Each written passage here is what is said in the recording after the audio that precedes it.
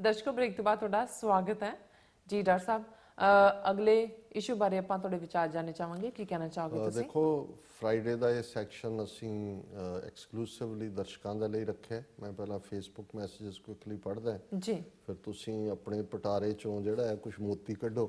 ਜੀ ਜੀ। ਵੀਰ ਹਰਮੇਲ ਸਿੰਘ ਲਿਖਦੇ ਨੇ, ਵਾਹਿਗੁਰੂ ਜੀ ਕਾ ਖਾਲਸਾ ਵਾਹਿਗੁਰੂ ਜੀ ਕੀ ਫਤਿਹ। Doctor Sahib ji keep up ਦਾ ਗ੍ਰੇਟ ਵਰਕ। ਬਹੁਤ ਸ਼ੁਕਰੀਆ ਭਾਈ ਸਾਹਿਬ।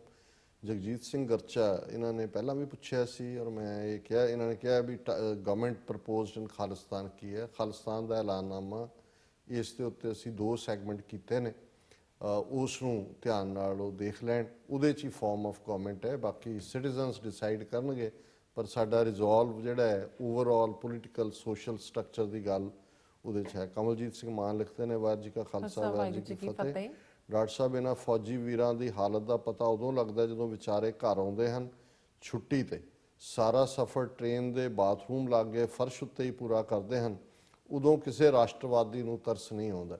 ਇਹ ਬਿਲਕੁਲ ਠੀਕ ਹੈ। ਤੁਸੀਂ ਆਪਣੀ ਅੱਖਾਂ ਸਾਹਮਣੇ ਜਦੋਂ ਅਸੀਂ ਦੇਖਿਆ ਹੋਇਆ ਵੀ ਕਿਵੇਂ ਵਿਚਾਰੇ ਔਰ ਪਰਿਵਾਰ ਉਹਨਾਂ ਦੇ ਪਿੱਛੇ ਕਿਵੇਂ ਇੰਤਜ਼ਾਰ 'ਚ ਹੁੰਦੇ ਨੇ, ਕਿਵੇਂ ਸੀਮਤ ਜੇ ਦਿਨ। ਔਰ ਇਹ ਕਹਿਣ ਨੂੰ ਹੀ ਹੁੰਦਾ ਹੈ ਫੌਜੀ ਤਾਂ ਵਿਚਾਰਾ ਉਸ ਕਿਸਮ ਦੀ ਜ਼ਿੰਦਗੀ ਜਿਉਂਦਾ ਜਿਹਦੇ 'ਚ ਕੋਈ ਜਿਹੜੀ ਆ ਸਟੇਬਿਲਿਟੀ ਨਹੀਂ।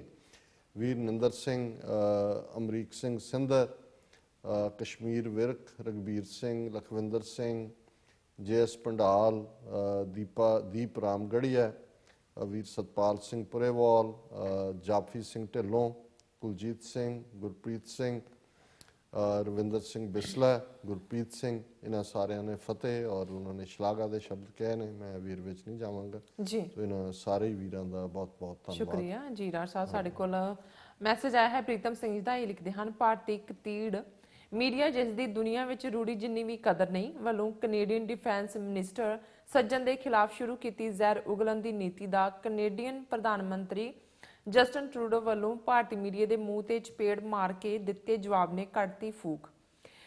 ਕਿਹਾ, ਮੈਨੂੰ ਮੇਰੇ ਸੈਨਾਪਤੀ ਮਿਨਿਸਟਰ ਤੇ ਪੂਰਨ ਵਿਸ਼ਵਾਸ ਹੈ। ਯਾਦ ਰਹੇ, ਕੁਝ ਭਾਰਤੀ ਮੀਡੀਆ ਦੇ ਕਤੂਰੇ ਪੰਜਾਬੀ ਸੋ ਕਾਲਡ ਅਖਬਾਰਾਂ ਵਾਲੇ ਵੀ ਸਰਦਾਰ ਸੱਜਣ ਦੇ ਖਿਲਾਫ ਜ਼ਹਿਰ ਉਗਲਣ ਵਿੱਚ ਸ਼ਾਮਲ ਹਨ ਜੀ। ਡਾਕਟਰ ਸਾਹਿਬ, ਦੇਖੋ, ਮੈਂ ਸਮਝਦਾ ਵੀ ਦੁਸ਼ਮਣ ਬਾਤ ਕਰੇ ਅਨਹੋਣੀ, ਉਹਨਾਂ ਨੇ ਤਾਂ ਕਰਨਾ ਹੀ ਹੈ। ਹਾਲਾਂਕਿ ਜਿਵੇਂ ਕੈਨੇਡੀਅਨ ਗਵਰਨਮੈਂਟ ਨੇ ਉਹਦੇ ਉੱਤੇ ਕੋਈ ਰਿਐਕਟ ਨਹੀਂ ਕੀਤਾ। ਕੱਲ੍ਹ ਇਹਨਾਂ ਨੇ ਖਬਰ ਪਲਾਂਟ ਕੀਤੀ ਕਿ ਜੀ ਇੰਡੀਅਨ ਇੱਕ ਮਿਨਿਸਟਰ ਨੇ ਉਹਨੇ ਇਹ ਕਿਹਾ ਉਹ ਕਿਹਾ।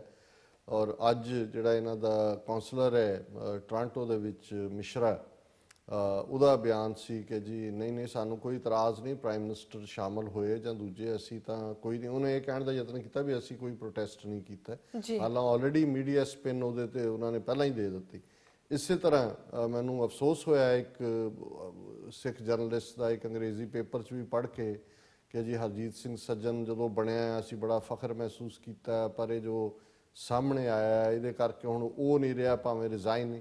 ਸੋ ਇਹ ਅਸੀਂ ਸਮਝਦੇ ਹਾਂ। ਔਰ ਇਸੇ ਤਰ੍ਹਾਂ ਹੀ ਸਾਡੇ ਦੇਸੀ ਮੀਡੀਆ ਨੇ ਵੀ, ਉਹਦੇ 'ਚ ਵੀ ਕੁਝ ਲੋਕ, ਚਲੋ ਸੋਸ਼ਲ ਮੀਡੀਆ 'ਤੇ ਤਾਂ ਉਹਨਾਂ ਦੇ ਬੰਦੇ ਬੈਠੇ ਹੋਏ ਨੇ, ਪਰ ਕੁਝ ਲੋਕ ਬਿਨਾਂ ਜਦੋਂ ਤੁਸੀਂ ਵਿਚਾਰ ਕੀਤੇ ਆ ਵੀ ਇਹਦੇ ਕੀ ਕਨਸੀਕੁਐਂਸਿਸ ਹੋਣਗੇ, ਉਸ ਗੱਲ ਨੂੰ ਹੀ ਹਵਾ ਦੇਈ ਜਾਂਦੇ ਹੋ, ਤੇ ਇਹ ਅਕਲ ਦਾ ਘਾਟਾ ਹੀ ਕਿਹਾ ਜਾ ਸਕਦਾ।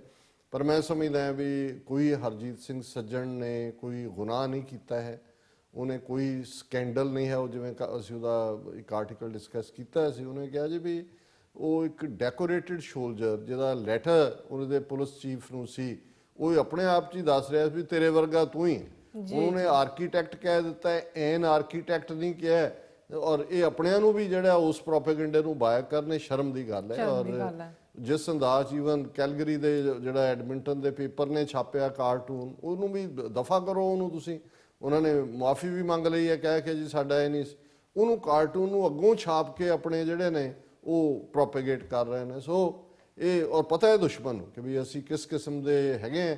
ਔਰ ਇਹਨਾਂ ਦਾ ਬਹੁਤ ਸ਼ੁਕਰੀਆ ਵੀਰ ਪ੍ਰੀਤਮ ਸਿੰਘ ਦਾ, ਇਹਨਾਂ ਨੇ ਸਾਨੂੰ ਲਿਖਿਆ ਤਾਂ 2-3 ਦਿਨ ਪਹਿਲਾਂ ਸੀ, ਵਾਰੀ ਇਹਨਾਂ ਦੀ ਅੱਜ ਹੀ ਆਈ ਜੀ। ਡਾਕਟਰ ਸਾਹਿਬ, ਅਗਲਾ ਕਮੈਂਟ ਆਇਆ ਹੈ ਅਮਰਜੀਤ ਸਿੰਘ ਖਾਲਸਤਾਨੀ ਜੀ ਦਾ। ਇਹ ਲਿਖਦੇ ਹਨ, ਡਾਕਟਰ ਸਾਹਿਬ ਜੀ ਗੁਰਫਤਿਹ ਤੁਹਾਨੂੰ ਤੇ ਸਾਰੀ ਟੀਮ ਨੂੰ। ਵਾਹਿਗੁਰੂ ਜੀ ਕਾ ਖਾਲਸਾ ਵਾਹਿਗੁਰੂ ਜੀ ਕੀ ਫਤਿਹ। ਸਿੱਖ ਸੂਬੇਦਾਰ ਦੀ ਮੌਤ ਹਿੰਦੂ ਫੌਜੀ ਵੱਲੋਂ ਹੀ ਕੀਤੀ ਗਈ ਲੱਗਦੀ ਹੈ। ਤੱਥ ਇਹ ਇਸ਼ਾਰੇ ਕਰਦੇ ਹਨ ਜਿਵੇਂ ਸਰਦਾਰ ਸਿਮਰਨਜੀਤ ਸਿੰਘ ਮਾਨ ਨੇ ਕੱਲ ਉਸ ਸੂਬੇਦਾਰ ਦੇ ਘਰ ਜਾ ਕੇ ਕਿਹਾ ਕਿ ਸੂਬੇਦਾਰ ਦੇ ਨਾਲ 25 ਬੰਦੇ ਹਰ ਵਕਤ ਹੁੰਦੇ ਹਨ, ਤੇ ਹੁਣ ਫੌਜ ਮੁਖੀ ਭਾਰਤੀ ਦੱਸਣ ਕਿ ਉਹਨਾਂ ਨੂੰ ਇਕੱਲੇ ਨੂੰ ਕਿਉਂ BSF ਨਾਲ ਭੇਜਿਆ ਗਿਆ। ਉਸ ਕਰਕੇ ਮਾਮਲਾ ਸ਼ੱਕੀ ਜਾਪਦਾ ਹੈ। ਡਾਕਟਰ ਸਾਹਿਬ ਜੀ, ਇਸ ਤੋਂ ਪਹਿਲਾਂ ਵੀ ਸਿੱਖ ਫੌਜੀ ਦਾ ਸਿਰ ਕੱਟਿਆ ਗਿਆ ਸੀ, ਉਹ ਵੀ ਤਰਨਤਾਰਨ ਦਾ ਸੀ। ਇੱਕ ਪਿਛਲੇ ਸਾਲ ਬਟਾਲੇ ਦਾ ਫੌਜੀ ਦਾ ਵੀ ਹਸ਼ਰ ਇੰਜ ਹੀ ਕੀਤਾ ਗਿਆ ਸੀ, ਕਿਉਂਕਿ ਇਹ ਬਾਰਡਰ ਏਰੀਆ ਦੇ ਸਿੱਖ ਫੌਜੀਆਂ ਨੂੰ ਮਾਰ ਸਿੱਖ ਲੋਕਾਂ ਨੂੰ ਪਾਕਿਸਤਾਨ ਦੇ ਖਿਲਾਫ ਵਰਤਣਾ ਚਾਹੁੰਦੇ ਹਨ। ਜੀ ਡਾਕਟਰ ਸਾਹਿਬ। ਵੀਰ ਅਮਰਜੀਤ ਸਿੰਘ ਖਾਲਸਤਾਨੀ ਜੀ ਦਾ ਬਹੁਤ-ਬਹੁਤ ਸ਼ੁਕਰੀਆ। ਇਹਨਾਂ ਦੇ ਬੜੇ ਸੁਚੱਜੇ ਕਮੈਂਟ ਹੁੰਦੇ ਨੇ ਜੀ, ਔਰ ਇਸ ਬਾਰੇ ਅਸੀਂ ਆਲਰੇਡੀ ਆਪਣੀ ਰਾਏ ਦੇ ਚੁੱਕੇ ਹਾਂ ਕਿ ਵੀ ਈਵਨ ਇਹ ਸਾਰੀ ਕਹਾਣੀ ਜਿਸ ਅੰਦਾਜ਼ ਦੇ ਵਿੱਚ, ਔਰ ਬਿਲਕੁਲ ਉਹਨਾਂ ਨੇ ਠੀਕ ਕਿਹਾ ਹੈ ਕਿ ਵੀ ਇੱਕ ਸੂਬੇਦਾਰ ਜਿਹੜਾ ਹੈ ਉਹਦੀ ਕਮਾਂਡ 'ਚ ਘੱਟੋ ਘੱਟ 20 ਜਵਾਨ ਹੁੰਦੇ ਨੇ, ਔਰ ਜੇ ਆਰਮੀ ਔਰ BSF ਦੀ ਜੁਆਇੰਟ ਕੋਈ ਜਿਹੜੀ ਹੈ ਉਹ ਐਕਸ਼ਨ ਲਾਈਨ ਸੀ ਤੇ ਫਿਰ ਕੱਲਾ ਸੂਬੇਦਾਰ ਨਹੀਂ ਹੋਣਾ ਚਾਹੀਦਾ, ਉਹਦੀ ਬਾਕੀ ਕਿੱਥੇ ਸੀ ਲੋਕ ਹੈ ਨਾ। ਸੋ ਇੱਕ BSF ਦਾ ਤੇ ਇੱਕ ਸੂਬੇਦਾਰ ਮਾਰਿਆ ਜਾਣਾ, ਇਹ ਗੱਲ ਜਿਹੜੀ ਹੈ ਉਹ ਸਵਾਲੋ ਨਹੀਂ ਹੁੰਦੀ। ਔਰ ਫਿਰ ਸਿਰ ਜਿਹੜੇ ਨੇ ਜੀ ਬਾਰਡਰ ਤੋਂ ਆ ਕੇ ਅੰਦਰ ਬਾਹਰ ਚਲੇ ਗਏ, ਤੁਹਾਡੀ ਫੌਜ ਕੀ ਕਰਦੀ ਸੀ ਜਾਂ ਤੁਹਾਡੇ ਸਿਕਿਉਰਿਟੀ ਦਸਤੇ ਕੀ ਕਰਦੇ ਸੀ, ਔਰ ਜਿਸ ਅੰਦਾਜ਼ ਫਿਰ ਇਹਨੂੰ ਪ੍ਰਚਾਰਿਆ ਗਿਆ, ਜਿਵੇਂ ਖਾਸ ਤੌਰ ਤੇ ਮੀਡੀਆ ਔਰ ਦੂਜੇ ਨੇ ਇਸ ਗੱਲ ਨੂੰ ਬੜਾ ਅੱਗੇ ਅੱਗੇ ਤੋਰਿਆ, ਇਹ ਸਾਰਾ ਇਸ ਗੱਲ ਨੂੰ ਸ਼ੱਕੀ ਬਣਾਉਂਦਾ ਔਰ ਇਹ ਇਸ ਜਿਹੜਾ ਇੱਕ ਖੌਫ ਇਹਨਾਂ ਨੇ ਪੈਦਾ ਕੀਤਾ ਔਰ ਜੰਗ ਦਾ ਇੱਕ ਮਾਹੌਲ ਸਿਰਜਿਆ ਹੋਇਆ ਹੈ, ਇਸ ਚੋਂ ਅੱਗੋਂ ਕੀ ਕੱਢਣਾ ਚਾਹੁੰਦੇ ਨੇ ਜ਼ਾਹਰ ਹੈ। ਕੁਛ ਤਾਂ ਇਲੈਕਸ਼ਨਾਂ ਦਾ, ਜਿਵੇਂ ਪਹਿਲਾਂ ਇਹਨਾਂ ਨੇ ਸਰਜੀਕਲ ਸਟ੍ਰਾਈਕ ਦੇ ਡਰਾਮੇਬਾਜ਼ੀ ਥੱਲੋਂ UP ਔਰ ਦੂਸਰਿਆਂ 'ਚ ਜਿਹੜੀ ਹੈ ਉਹ ਵਿਕਟਰੀ ਕੱਢੀ ਹੈ, ਉੱਤਰਾਖੰਡ ਔਰ ਗੋਆ ਔਰ ਦੂਜੇ 'ਚ, ਔਰ ਇਹਦੇ 'ਚ ਕੋਈ ਸ਼ੱਕ ਨਹੀਂ ਹੈ ਕਿ ਹੁਣ ਇਹ ਜ਼ਰੂਰ ਹੈ ਵੀ ਪੰਜਾਬ ਦਾ ਔਰ ਸਿੱਖ ਕੌਮ ਦਾ ਇੱਕ ਵੱਡਾ ਹਿੱਸਾ ਇਹਨਾਂ ਦੀਆਂ ਉਹਨਾਂ ਚਾਲਾਂ ਨੂੰ ਪਛਾਣਦਾ। ਅਦਰਵਾਈਜ਼ ਜਿਵੇਂ ਇਹਨਾਂ ਨੇ ਚੋਣਾਂ ਤੋਂ ਠੀਕ ਪਹਿਲਾਂ ਜਿਵੇਂ 4 ਜ਼ਿਲ੍ਹੇ ਫਿਰੋਜ਼ਪੁਰ, ਗੁਰਦਾਸਪੁਰ, ਅੰਮ੍ਰਿਤਸਰ, ਤਰਨਤਾਰਨ ਜਿਹੜੇ ਨੇ ਉਹਨਾਂ ਦੇ ਜਵਾਨਾਂ ਨੂੰ ਲੋਕਾਂ ਨੂੰ ਜਿਹੜਾ ਹੈ ਉਹ ਬਾਰਡਰ ਏਰੀਆ ਵਾਲਿਆਂ ਨੂੰ ਪੈਕ ਕਰਕੇ ਭੇਜਿਆ ਸੀ, ਡਰ ਕ੍ਰੀਏਟ ਕੀਤਾ ਸੀ ਉਹਦਾ। ਉਹ ਸਮਝਦੇ ਸੀ ਕਿ BJP ਅਕਾਲੀ ਸਰਕਾਰ ਨੂੰ ਫਾਇਦਾ ਹੋਏਗਾ ਕਿ ਪਾਕਿਸਤਾਨ, ਪਰ ਉਹ ਉਹਨਾਂ ਦੇ ਉਲਟ ਹੀ ਗਿਆ। ਔਰ ਪੰਜਾਬ 'ਚ ਮੈਂ ਸਮਝਦਾ ਵੀ ਲੋਕ ਅੱਗੇ ਨਾਲੋਂ ਬਿਹਤਰ ਨੇ, ਬਾਕੀ ਉਦੋਂ ਪ੍ਰੋਪੇਗੈਂਡਾ ਹੁੰਦਾ ਇੱਕ ਵੱਡਾ ਤਬਕਾ ਉਹਦਾ ਅਸਰ ਵੀ ਕਬੂਲਦਾ ਹੈ। ਸੋ ਇਹਨਾਂ ਦਾ ਬਹੁਤ ਬਹੁਤ ਸ਼ੁਕਰੀਆ, ਇਹਨਾਂ ਨੇ ਸਾਨੂੰ। ਜੀ ਡਾਕਟਰ ਸਾਹਿਬ, ਇੱਕ ਅਨਾਉਂਸਮੈਂਟ ਵੀ ਕਰਨੀ ਹੈ। ਖਾਲਿਸਤਾਨ ਨਾਲ ਸਮਰਪਿਤ ਜਿਹੜਾ ਫਲਸ਼ਿੰਗ ਸਾਡੇ ਕੀਤਾ ਗਿਆ ਆਪਣਾ ਪ੍ਰੋਗਰਾਮ, ਤੇ ਉਹ ਕੱਲ ਹੈਗਾ 8 ਤੋਂ 11 ਜੀ, ਤੇ ਸਾਡੇ ਦਰਸ਼ਕ ਉਹਨਾਂ ਨੂੰ ਉਸ ਨੂੰ ਜ਼ਰੂਰ ਦੇਖਣ। ਤੇ ਸਾਡੇ ਕੋਲ ਅਗਲਾ ਮੈਸੇਜ ਆਇਆ ਹੈ ਅਸਗਰ ਅਲੀ ਜੀ ਦਾ, ਲਿਖਦੇ ਹਨ doctor Sahib, I was so sad to know that India is not willing to extend a faculty to Sikhs to visit their most scared। ਕਿਹਨਾਂ ਦਾ ਹੈਗਾ, ਇੱਕ ਵਾਰੀ ਫਿਰ ਬੋਲੋ। ਅਸਗਰ ਅਲੀ ਜੀ ਦਾ, ਹਾਂਜੀ। ਇਹ ਲਿਖਦੇ ਹਨ doctor Sahib, I was so sad to know that India is not willing to extend faculty to Sikhs to visit their most scared places when sacred places when Pakistan is ready for it। Hindus are enemies of Muslim and Sikhs from their hearts, but I'm sure a day is not far off when Sikhs will succeed in their struggle for Khalistan। If you remember the history, District Gurdaspur was initially to be part of Pakistan, but Nehru forced British Boundary Commission to give it to India so that they could have an access to Kashmir। The way India was divided East Punjab to weaken Sikhs is another story। जी doctor साहब।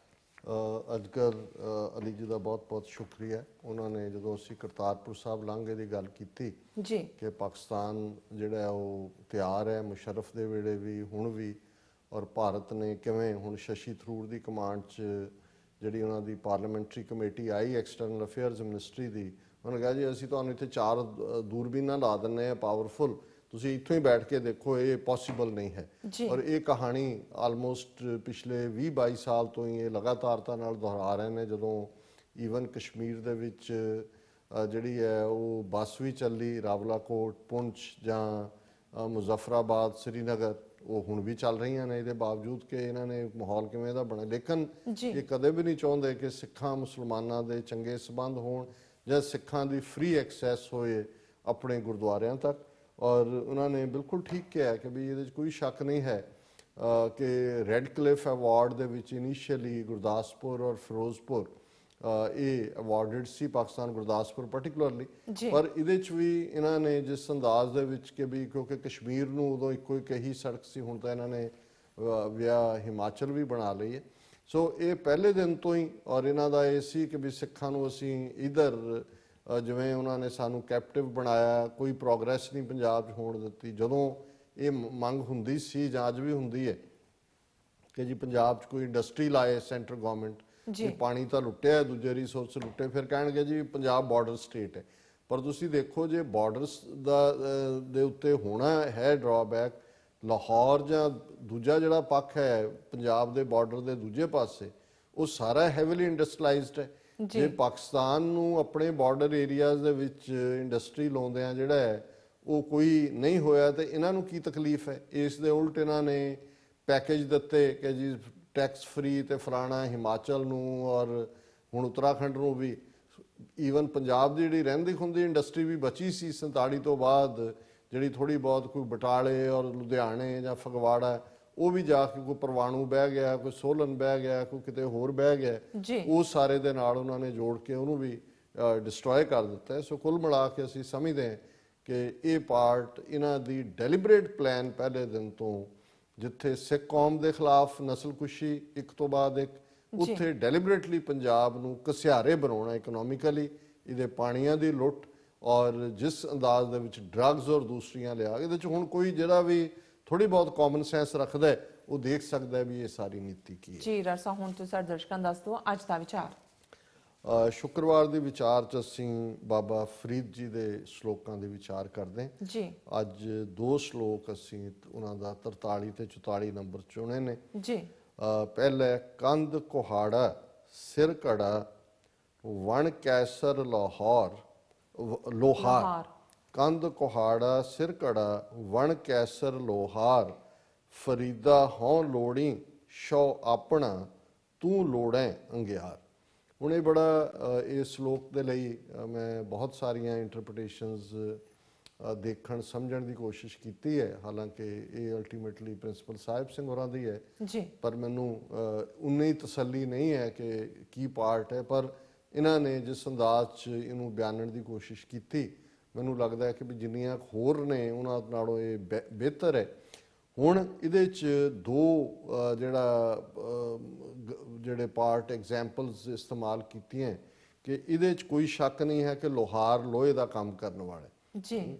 ਸੋ ਉਹਦੇ ਇੱਕ ਪਾਸੇ ਘੜਾ, ਕੰਧ ਕੁਹਾੜਾ, ਕੰਧ ਮੋਢੇ ਨੂੰ ਕਹਿੰਦੇ ਨੇ ਕਿ ਮੋਢੇ ਤੇ ਉਹਦੇ ਘੜਾ ਹੈ ਤੇ ਉਹਦੇ ਕੰਧ ਕੁਹਾੜਾ, ਮੋਢੇ ਤੇ ਇੱਕ ਕੁਹਾੜਾ ਹੈ ਤੇ ਸਿਰ ਤੇ ਉਹਦੇ ਘੜਾ। ਹੁਣ ਇਹ 2 ਚੀਜ਼ਾਂ ਕਈਆਂ ਦੀ ਜਿਹੜੀ ਇੰਟਰਪ੍ਰੀਟੇਸ਼ਨ ਵੇਰੀ ਕਰਦੀ ਹੈ ਕਿ ਵੀ, ਪਰ ਇਹਦੇ 'ਚ ਉਹਨਾਂ ਨੇ ਬੜੇ ਚੰਗੇ ਅੰਦਾਜ਼ 'ਚ ਦੱਸਿਆ ਕਿ ਵੀ ਜਿਹੜੇ ਲੋਕ ਲੱਕੜ ਕੱਟਣ ਜਾਂਦੇ ਸੀ, ਹੁਣ ਮੁਲਤਾਨ ਪਾਕਪਟਨ ਵੀ ਅਮੀਰ ਇਲਾਕਾ ਹੈ ਔਰ ਅਸੀਂ ਸਾਡੇ ਇਤਿਹਾਸ 'ਚ ਇੱਕ ਭਾਈ ਰੂਪਾ ਜੀ ਔਰ ਇੱਕ ਉਹਨਾਂ ਦੇ ਭਰਾ ਦੀ ਸਾਖੀ ਵੀ ਆਉਂਦੀ ਹੈ ਕਿ ਵੀ ਉਹ ਜੰਗਲ ਦੇ ਵਿੱਚ ਲੱਕੜ ਕੱਟਣ ਜਾਂਦੇ ਸੀ। ਜਿਹੜੇ ਵੀ ਜੰਗਲ 'ਚ ਲੰਬਾ ਵਕਤ ਕਰਨ ਵਾਲੇ, ਉਹ ਘੜਾ ਵੀ ਪਾਣੀ ਦਾ ਨਾਲ ਲੈ ਜਾਂਦੇ ਸੀ। ਖਾਸ ਤੌਰ ਜਿਵੇਂ ਬਠਿੰਡਾ ਵੀ, ਉਹ ਵੀ ਬੈਲਟ ਡੈਜ਼ਰਟ ਹੈ ਜੀ, ਔਰ ਘੜੇ 'ਚ ਜੋ ਵੀ ਉਹਨਾਂ ਦਾ ਅੰਦਾਜ਼ ਸੀ, ਪਾਣੀ ਬਹੁਤ ਠੰਡਾ ਦੁਪਹਿਰ ਦੇ ਵੇਲੇ, ਔਰ ਉਹਨਾਂ ਨੇ ਡਿਜ਼ਾਇਰ ਕੀਤਾ ਕਿ ਵੀ ਇੰਨਾ ਠੰਡਾ ਹੈ ਕਿ ਜੇ ਕਿਤੇ 6ਵੇਂ ਪਾਤਸ਼ਾਹ ਆਣ ਤੇ ਅਸੀਂ ਉਹਨਾਂ ਨੂੰ ਛਕਾਈਏ, ਔਰ ਉਹ ਪਿਆਰ ਦੀ ਖਿੱਚ ਸੀ। 6ਵੇਂ ਪਾਤਸ਼ਾਹ ਆਏ ਔਰ ਉਹਨਾਂ ਨੇ ਉਸ ਘੜੇ 'ਚੋਂ ਉਹਨਾਂ ਨੂੰ ਪਾਣੀ ਛਕਾਇਆ। ਸੋ ਜ਼ਾਹਰ ਹੈ ਕਿ ਇਹ ਜਿਹੜਾ ਜੰਗਲ ਦੇ ਵਿੱਚ ਜਾਂ ਕੰਮ ਕਰਦੇ ਆ, ਘੜਾ ਪਾਣੀ ਦਾ ਹੋਣਾ, ਇਹ ਪਾਰਟ ਸੀ ਉਸ ਦਾ, ਜਿੱਥੇ ਜਿਹੜੇ ਕਿ ਬਹੁਤ ਗਰਮੀ ਦੇ ਵਿੱਚ ਹਾਈ ਔਰ ਖੂਹ ਦੂਰ ਹੋਣ। ਸੋ ਇੱਥੇ ਇਹ ਜਿਹੜਾ ਮੈਟਾਫਰ ਅਲੰਕਾਰ ਹੈ, ਬਾਬਾ ਫਰੀਦ ਕਹਿੰਦੇ ਨੇ ਕਿ ਭਾਈ ਲੋਹਾਰ ਦੇ ਮੋਢੇ ਤੇ ਕੁਹਾੜਾ, ਸਿਰ ਤੇ ਘੜਾ, ਵਣ ਕੈਸਰ ਲਾਹੌਰ, ਲੋਹਾਰ, ਮੈਂ ਹਰ ਵਾਰੀ ਲੋਹਾਰ ਕਹਿ ਰਿਹਾ। ਹੁਣ ਕੈਸਰ ਜਿਹੜਾ ਇਹ ਬਾਦਸ਼ਾਹ ਨੂੰ ਕਹਿੰਦੇ ਨੇ। ਸੋ ਹਾਲਾਂ 2 ਸ਼ਬਦ ਅੱਡ ਪਦ ਛੇਦ ਬੀੜਾ, ਕੈਸਰ ਕਿ ਉਹਦੇ ਸਿਰ ਤੇ, ਪਰ ਇਹਨਾਂ ਨੇ ਕਿਹਾ ਵੀ ਕੈਸਰ ਦਾ ਮਤਲਬ ਹੈ ਕਿ ਲੋਹਾਰ ਜਿਹੜਾ ਹੈ ਇਹ ਜੰਗਲ ਦਾ ਬਾਦਸ਼ਾਹ ਹੈ, ਪਰ ਉਸ ਦਾ ਐਂਗਲ ਅਲਟੀਮੇਟਲੀ ਲੱਕੜਾਂ, ਔਰ ਉਹ ਲੱਕੜਾਂ ਨੇ ਅਲਟੀਮੇਟਲੀ ਅੰਗਿਆਰ ਬਣਨੇ। ਵੀ ਲੋਹਾਰ ਇਸ ਲਈ ਐਫਰਟ ਕਰ ਰਿਹਾ, ਘੜੇ ਵੀ ਹੈ ਉਹਦੇ ਕੋਲ, ਕੁਹਾੜੀ ਵੀ ਹੈ, ਫਰੀਦਾ ਹੋਂ ਲੋੜੀ ਸ਼ੋ ਆਪਣਾ ਤੂੰ ਲੋੜੈ ਅੰਗਿਆਰ, ਕਿ ਉਹ ਲੱਕੜ ਦੀ ਭਾਲ 'ਚ ਹੈ ਜੀ ਔਰ ਲੱਕੜ ਦੇ ਲਈ ਉਹ ਕਰ ਰਿਹਾ, ਤੇ ਫਰੀਦਾ ਹੋਂ ਲੋੜੀ ਸ਼ੋ ਆਪਣਾ, ਕਿ ਵੀ ਮੈਂ ਵੀ ਜੰਗਲ 'ਚ ਹੈ, ਮੈਂ ਵੀ ਉਸ ਰੱਬ ਨੂੰ ਯਾਦ ਕਰ ਰਿਹਾ, ਪਰ ਮੇਰੀ ਢੂੰਡ ਰੱਬ ਹੈ, ਮੇਰਾ ਪਿਆਰਾ ਹੈ, ਮੇਰਾ ਸ਼ੌਹ ਹੈ, ਮੇਰਾ ਪਤੀ ਹੈ।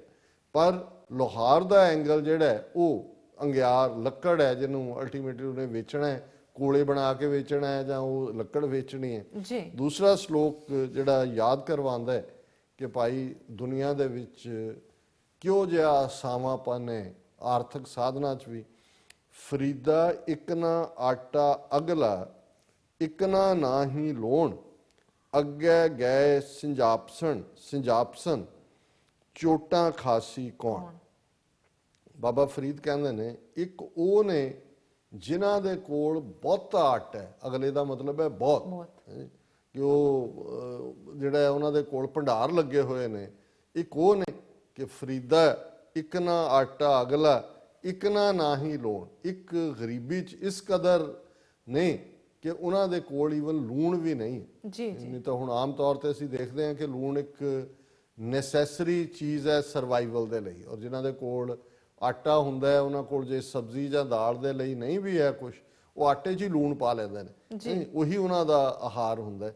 ਉਹ ਕਹਿੰਦੇ ਨੇ ਵੀ ਇੱਕ ਤਾਂ ਇੰਨਾ ਕਿ ਉਹਨਾਂ ਨੇ ਆਟੇ ਦਾ ਢੇਰ ਲਾਇਆ ਹੋਇਆ, ਇੱਕ ਉਹ ਨੇ ਜਿਨ੍ਹਾਂ ਦੇ ਕੋਲ ਈਵਨ ਲੂਣ ਵੀ ਨਹੀਂ ਹੈ। ਫਰੀਦਾ ਇੱਕ ਨਾ ਆਟਾ ਅਗਲਾ, ਇੱਕ ਨਾ ਨਾਹੀ ਲੋਣ, ਅੱਗੇ ਗਏ ਸਿੰਜਾਪਸਣ, ਚੋਟਾਂ ਖਾਸੀ ਕੌਣ। ਕਿ ਵੀ ਜੇ ਲੂਣ ਵਾਲਾ ਜਿਹਦੇ ਕੋਲ ਨਹੀਂ ਹੈ ਉਹ ਕਿਰਤ ਕਰ ਰਿਹਾ, ਇਮਾਨਦਾਰੀ ਦਾ ਜੀਵਨ ਜੀ ਰਿਹਾ, ਤੇ ਅੱਗੇ ਉਸ ਦਾ ਮੁੱਖ ਉਜਲ ਹੋਏਗਾ ਰੱਬ ਦੀ ਦਰਗਾਹ 'ਚ। ਉਹ ਜਿਹੜਾ ਉਸ ਦੀ ਪਛਾਣ ਇੱਕ ਉਸ ਫਕੀਰ ਇਮਾਨਦਾਰ ਇਨਸਾਨ ਵਾਲੀ ਹੋਏਗੀ, ਉਹਨੂੰ ਰੁਤਬਾ ਮਿਲੇਗਾ।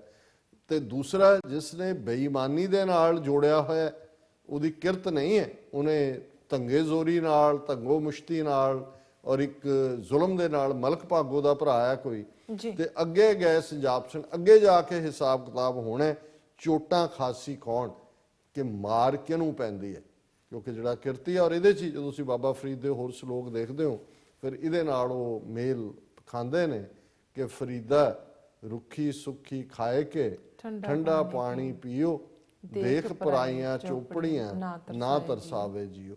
ਹੁਣ ਇਹਦੇ 'ਚ ਜਿਹੜੀਆਂ ਪਰਾਈਆਂ ਚੋਪੜੀਆਂ ਨੇ ਕਿ ਜੇ ਦੂਜਾ ਇੱਕ ਗਲਤ ਤਰੀਕੇ ਦੇ ਨਾਲ ਕਰ ਰਿਹਾ, ਔਰ ਬਹੁਤ ਵਾਰ ਬੀਬੀਆਂ ਇਹ ਕਹਿਣਗੀਆਂ ਕਿ ਜੀ ਦੇਖੋ ਸ਼ਰਮਾ ਸਾਹਿਬ, ਵਰਮਾ ਸਾਹਿਬ, ਉਹਨਾਂ ਦੇ ਕੋਲ ਕਿਹੜੀ ਗੱਡੀ, ਉਹਨਾਂ ਦਾ ਉਹ ਵੀ ਕਲਰਕ, ਤੁਸੀਂ ਵੀ ਕਲਰਕ। ਸੋ ਉਹਨਾਂ ਨੇ ਕਿਹਾ ਵੀ ਠੀਕ ਹੈ, ਜੇ ਤਾਂ ਇਹ ਹੈ ਕਿ ਭਾਈ ਰੁੱਖੀ ਸੁੱਖੀ ਖਾਏ ਕਿ ਕਿਰਤ ਦੀ ਕਮਾਈ ਖਾਣੀ ਹੈ, ਫਿਰ ਤਾਂ ਦੂਸਰਾ ਜਿਹੜਾ ਫਿਰ ਚੋਟਾਂ ਖਾਸੀ ਕੌਣ, ਅੱਗੇ ਗਏ ਸਿੰਜਾਪਸਣ, ਅੱਗੇ ਜਾ ਕੇ ਹਿਸਾਬ ਕਿਤਾਬ ਹੋਣਾ ਹੈ, ਤੇ ਉੱਥੇ ਫਿਰ ਮਾਰ ਖਾਣ ਲਈ ਤਿਆਰ ਰਹੋ। ਇਹ ਅੱਜ ਦਾ ਵਿਚਾਰ ਹੈ ਜੀ। ਡਾਕਟਰ ਸਾਹਿਬ ਤੁਹਾਡਾ ਬਹੁਤ ਬਹੁਤ ਸ਼ੁਕਰੀਆ, ਤੁਸੀਂ ਅੱਜ ਦੇ ਅਹਿਮ ਇਸ਼ੂ ਤੇ ਅੱਜ ਦਾ ਵਿਚਾਰ ਸਾਡੇ ਦਰਸ਼ਕਾਂ ਨਾਲ ਸਾਂਝਾ ਕੀਤਾ। ਇਸ ਨਾਲ ਆਪਣੇ ਵਿਊਅਰਸ ਕੋਲ ਲੈਣੇ ਇਜਾਜ਼ਤ। ਵਿਊਅਰਸ, ਸਾਡੇ ਪ੍ਰੋਗਰਾਮ ਦਾ ਸਮਾਂ ਇੱਥੇ ਸਮਾਪਤ ਹੁੰਦਾ ਹੈ। ਤੁਸੀਂ ਆਪਣੀ ਰਾਏ ਤੇ ਸੁਝਾਅ ਸਾਨੂੰ ਭੇਜਣਾ ਭੁੱਲਣਾ ਸਾਡੇ ਇਸ ਪਤੇ ਤੇ sos@tv84.tv ਤੇ। ਅਸੀਂ ਆਪਣਾ ਪ੍ਰੋਗਰਾਮ ਲੈ ਕੇ ਫਿਰ ਦੁਬਾਰਾ ਤੁਹਾਡੇ ਸਾਹਮਣੇ ਹੋਵਾਂਗੇ। ਤਦ ਤੱਕ ਲਈ ਮੈਨੂੰ ਤੇ ਆਪਣਾ ਸਾਨੂੰ ਆਗਿਆ ਦਿਓ। ਦੇਖਦੇ ਰਹੋ TV84। ਬੁਲਾ ਦਿਓ ਫਤਿਹ। ਵਾਹਿਗੁਰੂ ਜੀ ਕਾ ਖਾਲਸਾ, ਵਾਹਿਗੁਰੂ ਜੀ ਕੀ ਫਤਿਹ।